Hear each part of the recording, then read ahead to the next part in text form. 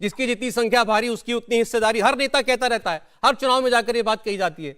लेकिन जमीन पर आकर के बात करें ना, क्या व्यवहारिक है हम उस पर बात करें ना। और सुप्रीम कोर्ट का जज कौन चुनता है? फिर चलिए इसी पर बात कर लेते हैं। सुप्रीम कोर्ट का जज तो सुप्रीम कोर्ट ही चुनता है, हाई कोर्ट का जज सुप्रीम कोर्ट चुनता है, उसको लेकर भी अलग विवाद चल रहा है। तो आप किसको दोषी मानेंगे? फैसला आता है हमारे पक्ष तो आप किसको दोषी मानेंगे? आपने बार बार कहा सुप्रीम कोर्ट में कितने जज पिछड़े हैं, इसका जिम्मेदार आप किसको मानेंगे? भारतीय जनता पार्टी। मैं कह रहा हूं किसी भी सरकार को कैसे मान सकते हैं जब सुप्रीम कोर्ट खुद जज चुनता है? जरा जवाब दो, एक को जरा जवाब देना पड़ेगा। कितने जजेस का रिकमेंडेशन हुआ है? कितने जजेस है सुप्रीम कोर्ट के अंदर जो दलित समुदाय से? चले ठीक है, एक बार रतन शादा जी अपनी बात कंप्लीट कर ले, उनकी बात रह गई थी बीच में। मैं आता हूं, अश्विनी उपाध्याय जी। रिजर्वेशन करने का कारण क्या था जी? रिजर्वेशन करने का कारण था कि अगर सभी एक स्तर पे आएंगे उसके बाद ही कंपटीशन मेरिट पे जा सकती है, इसके लिए रिजर्वेशन आया। अगर 75 साल के रिजर्वेशन में नंबर ऑफ पीपल एज जजेस, लोग जजेस हो चाहे आईएएस ऑफिसर अगर कम है, ये दोष कहाँ पर है? ये दोष रिजर्वेशन पॉलिसी को है, जिसको कुछ लोगों ने अपने कोने में कर लिया और लाभ नीचे तक जाने नहीं दिया। खुद चुने हुए लोग उसका फायदा उठाते रहे और उसका फायदा बाकी जाति के अपने बाकी लोगों को, पिछड़े लोगों को लेने नहीं दिया। तो इसका दोष पॉलिसी पे तो नहीं, इसका दोष तो इम्प्लीमेंटेशन पे है।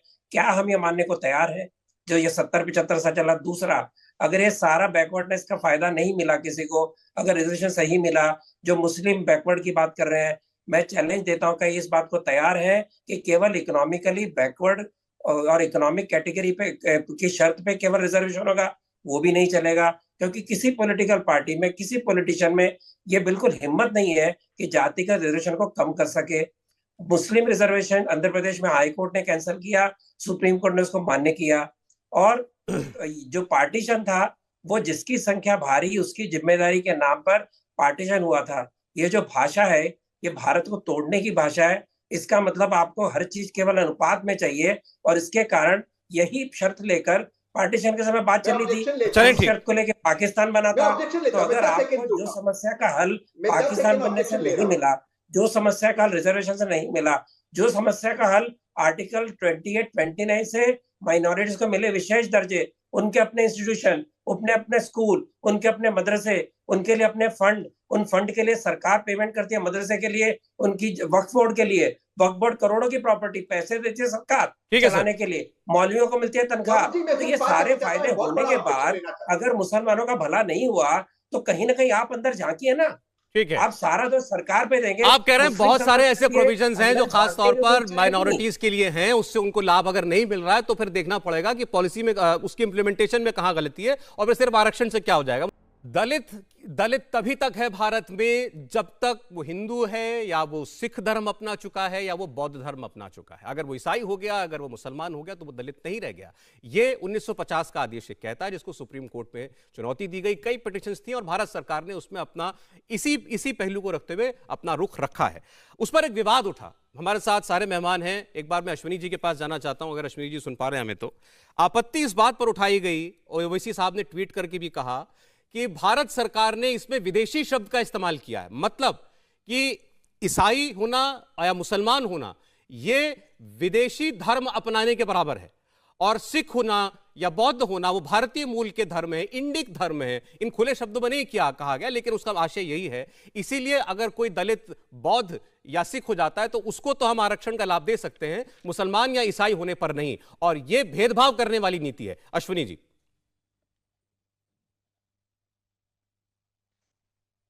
आपकी आवाज नहीं आ रही, चेक कर लें, म्यूट तो नहीं है। मेरी आवाज आ रही है आपको सौरभ जी? बोले बोले।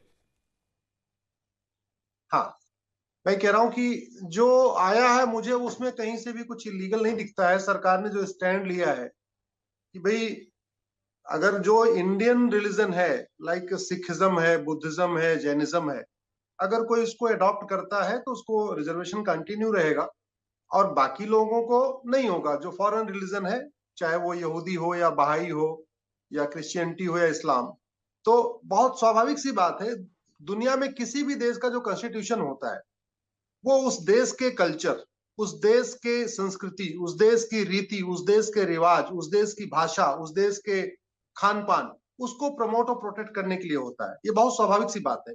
अगर अमेरिका का जो कॉन्स्टिट्यूशन है वो अमेरिका के रीति रिवाज, अमेरिका की भाषा, अमेरिका के रिलीजन को प्रोटेक्ट करने के लिए और प्रमोट करने के लिए होता है।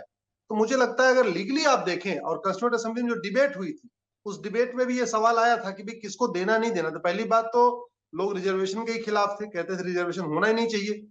बड़े मुश्किल से इवन बाबा साहब अम्बेडकर भी इसके खिलाफ थे कि नहीं रिजर्वेशन नहीं होना चाहिए। फिर उन्होंने कहा, बोला नहीं 10 साल के लिए दे देते हैं। तो 10 साल के लिए दिया गया, फिर बढ़ते बढ़ते 75 साल हुआ, और अभी एक पिछले सप्ताह जो जजमेंट आया है, उस जजमेंट को आप इन टोटलिटी देखें तो सुप्रीम कोर्ट ने भी कहा है कि इसको रिव्यू करने की जरूरत है। भाई कब तक चलेगा 75 साल, 80 साल, 90 साल कब तक चलेगा? और जो ये स्टैंड पर्टिकुलरली लिया है, स्वाभाविक सी बात है, जो 10% रिजर्वेशन है उसका लाभ सबको है। लेकिन जहां तक जिस रिलीजन में कास्टिज्म नहीं है, जो रिलीजन कहता है हमारे देश में, हमारे रिलीजन में कोई कास्ट फैक्ट सिस्टम नहीं है, तो वहां पे तो उसका फायदा नहीं ले पाएंगे। ये बहुत स्वाभाविक सी बात है। नहीं, अभी आपने जो विदेशी मूल वाली व्याख्या करी, तो अब हम भारत में ये मानते हैं कि आपका कहना है कि कानूनी नजरिए से देखा जाए तो इस्लाम विदेशी धर्म है। 1200 साल से इस्लाम भारत के अंदर है, लेकिन अभी वो विदेशी है। ईसाई धर्म जो है, ईसाई ऐसा नहीं है कि अंग्रेज आया तभी कोई ईसाई हुआ, उससे पहले भी ईसाई आते रहे होंगे भारत के अंदर। तो ईसाई भी विदेशी धर्म है। और जो लोग कन्वर्ट हुए इन दोनों रिलीजन के अंदर, उनकी जो मौलिक जाति थी जिसके आधार पर उनके साथ भेदभाव होता था, वो सब खत्म हो गया। नहीं, देखिए जो एफिडेविट आया है उसमें उन्होंने कहा है कि माइनॉरिटी शब्द यूज किया है। इनफैक्ट मेरी 2 अलग अलग PIL चल रही माइनॉरिटीज के ऊपर, उसमें भी मैंने सौरभ जी यही कहा है कि जब आप माइनॉरिटी मेजॉरिटी करने जा रहे हो तो किसको आप रिलीजियस माइनॉरिटी का दर्जा दोगे और किसको लिंग्विस्टिक माइनॉरिटी का दर्जा दोगे। पूरी दुनिया में 6500 भाषाएं बोली जाती हैं, तो क्या आप पूरी दुनिया की 6500 भाषाओं को, भाषा बोलने वाले जो भारत में आके रह जाएं, उनको आप लिंग्विस्टिक माइनॉरिटी का दर्जा दे सकते हो क्या? कल को कोई चाइनीज आए, 10 साल यहाँ रहे, नोएडा में एक फ्लैट खरीद ले और यहाँ की मान लीजिए वो सिटीजनशिप ले ले, या कोई अफगानिस्तान से आए उस सिटीजनशिप ले ले, बोले मेरी भाषा अफगानी है इसलिए हमको लिंग्विस्टिक माइनॉरिटी का दर्जा चाहिए। या कल को पाकिस्तान, नेपाल, कहीं से किसी दुनिया में आ जाए, कोई यहूदी आ जाए, कोई जर्मन आ जाए, या कोई चाइनीज आ जाए, कोई आ जाए और बोले कि हमको पहले तो, और यहाँ पे सिटीजनशिप लेने के बाद वो अपनी मांग करे कि चूंकि मैं तो चाइनीज बोलता हूँ, मैं तो जर्मन बोलता हूँ, मैं तो फ्रेंच बोलता हूँ, मुझे आप लिंग्विस्टिक माइनॉरिटी का दर्जा दे दो, तो ये नहीं हो सकता। उसी तरीके से दुनिया में 1100 टोटल रिलीजन है, 1100। अब वो 1100 में से करीब 100 रिलीजन तो भारत में रहते हैं। 100 में आपको मैं बताऊं, यहूदी भी रहते हैं, बहाई भी रहते हैं, ऐसे बहुत सारे और फेथ के रहते हैं। चाइनीज जो रिलीजन फॉलो करते हैं उसके भारत में रहते हैं। तो क्या 100 लोगों को माइनॉरिटी का दर्जा मिल सकता है? सवाल ये नहीं है अश्विनी जी, अभी जवाब देना चाह रहे हैं जरमान जी, आपको उनके पास जाओ। सवाल ये है, आप ही के एनालॉजी को इस्तेमाल करते हुए मैं कहता हूं, बस कंप्लीट कर रहा हूं।